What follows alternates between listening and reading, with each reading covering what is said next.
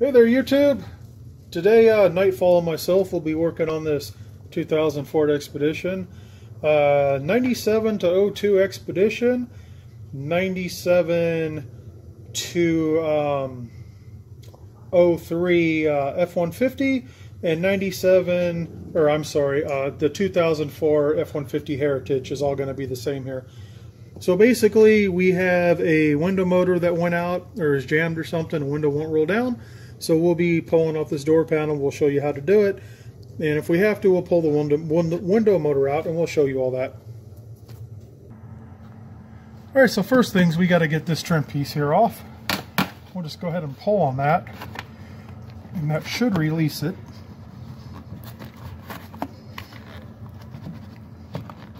There we go. You can see how that goes in there. These two go into the door. You got the little Christmas tree clip that goes in here. And then we have a Phillips screw here. Yep. Okay, so here's our first fastener. We'll just take this Phillips out. Like so. Then next we'll go ahead and work on this power mirror switch here. Should come right out. Just be careful not to break anything.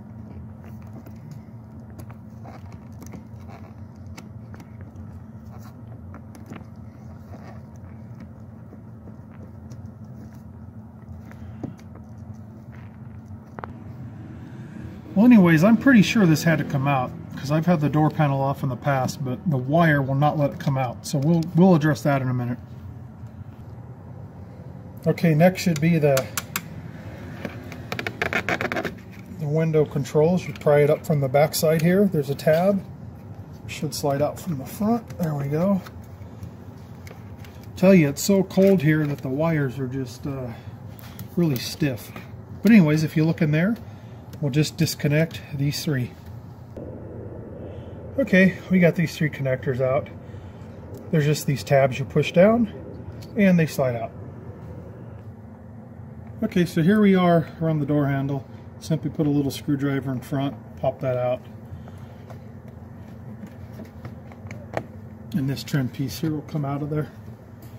May have to rotate it to get it out, but it will come out.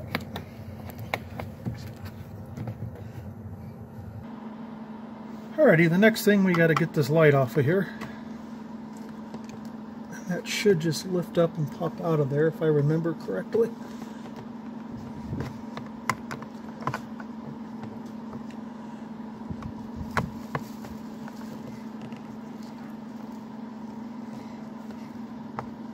There we go, it's starting to come out. Just a little tab down here you have to lift up. There we go. Alright, then you'll want to take this this Torx bit thing here. Go ahead and pull that screw out of there.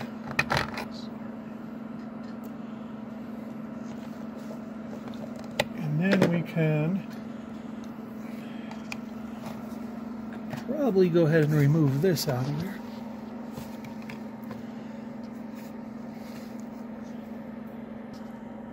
Actually, I believe this stays in. You do have to take the screw out to release the bottom, but this will stay in. Once we get it off, then we'll disconnect the light. Okay, since we took this this panel out here for the window and lock controls, it freed up the wire here, and now you can see. Push that in, pull that out, push that back in there. Alright, right here, don't know if you can see it, but there's a little tiny hidden Phillips screw we have to get out of there.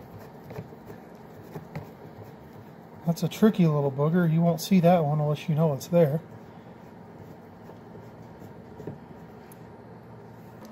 Okay, now after we have that out, this door panel should lift right off out of there.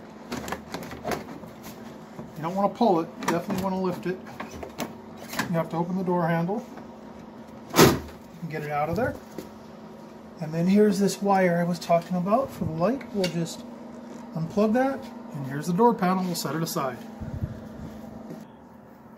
Not sure if the speaker has to come out or not for this, but it seems pretty logical to get it out of there since this whole plastic weather skin is going to have to come off. So just take those 4 screws out.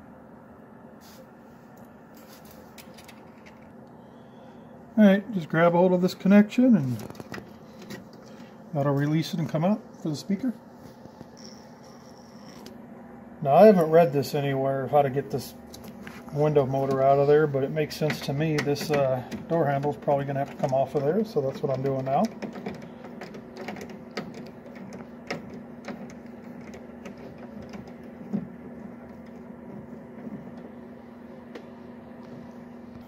Alright, so after you get the two bolts out of there, you just slide it forward a little, it'll come off of there.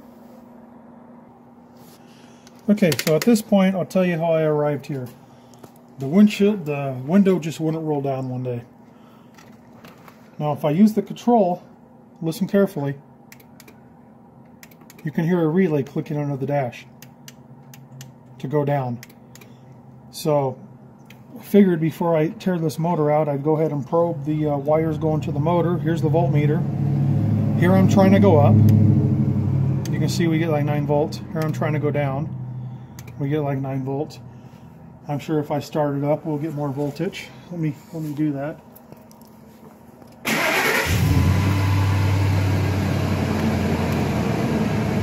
Yeah. So there you can see. So that's confirmed that we do have power. So now we can definitely say that we have a bad motor in there. Okay, so on these Expeditions, what you can do is you can remove these rivets all out of here, and you can basically take the window regulator off the window and get that all out of there. But if there's nothing wrong with your window regulator and it's just the motor, you can actually drill out these 3 divots. If you look right here, there's 3 divots. And you can just take a drill with the drill bit, drill those out till they're big enough, and then you can access the bolts for the window motor, and that's what we're going to try to do. Okay, so we took the drill and we drilled it out, and there's the heads of the bolts in there. We'll go ahead and remove those now. Alright, so in case you want to know, I used a 1/2 inch drill bit. I definitely stepped it up along the way. I didn't jump right to a 1/2 inch.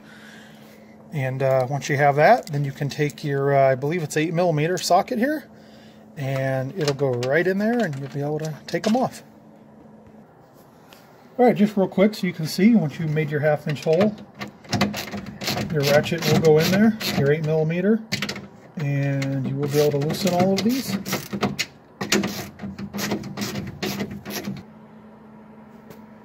Okay, so we've got the three bolts out, kind of screws, they look like that. Now I have a suspicion, I could be wrong, I have a suspicion that the window motor may be good and the regulator may be jammed. And the reason I say that is because when you try to operate the window to go down, the relay clicks under the dash, and you can tell there's a draw on the vehicle, especially at night. You can see the lights dim on the dash a little.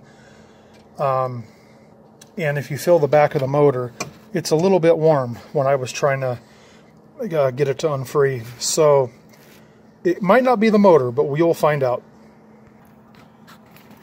Okay, here's the motor. I got it out of there.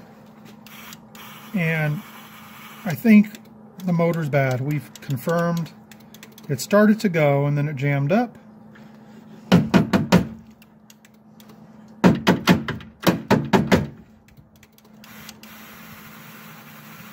It barely goes. You can hear it. It's struggling. That's up. There we go. Oh, it's starting to free itself. But the case of the motor is actually getting very, very warm.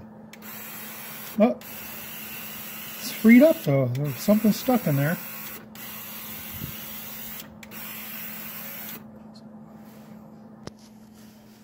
Okay, so now that I know what's in here, it seems like it's freed up a bit, but the motor part itself is very warm. I'm going to guess it's binding in here somewhere. So I don't have anything to use at this point. I was going to buy a motor anyway. Take these Torx bolts out of here and see what we find. Okay folks, So in case anyone encounters this, I'm going to show you how this was. Motor went there. This assembly here, probably got some planetary gears in there or something. How was that on there? That was, let's see. Okay, that was on there like that. So basically, I just took these screws right here, took these screws out, and was able to pry this off. Everything looked good in there, no problems there at all. It was greased up. Took the screws off of here and pulled this out because this was still getting warm. It's not a bearing, it's a bushing. It's obviously a little worn. And here's what I found in here. You can see some corrosion on here from moisture. And here on the contacts on the wires, there's some corrosion. So I could probably go ahead and clean this off with some electrical contact cleaner. And probably put some lube on and be good to go. I'm going to try that, put it back together. If I feel it'll work, I'll put it back together. If not, I'll go get a new motor. Alright folks, even though I had it apart, but even though I didn't film greasing it, I went ahead and greased it up. I didn't use that white type grease they had in here. I just used regular old wheel bearing grease, which will be fine. I think the reason we had an issue is this seal here. You could see how it easily comes apart, whatever that is. It just deteriorated over time, and it allowed moisture to get in there. But I cleaned it all out, lubed it up. We're going to see if it works. If it works, then what I will do is I will seal all this so moisture doesn't get back in there. Alright, so here's going to be the moment of truth. We're going to pop it back in and see if it freed itself up and works. So there's down. It's working. There's up.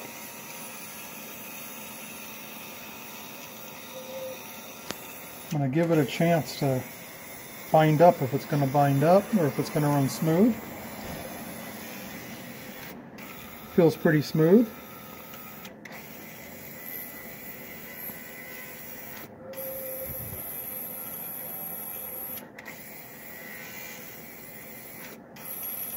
Okay, let's see if the motor's getting hot.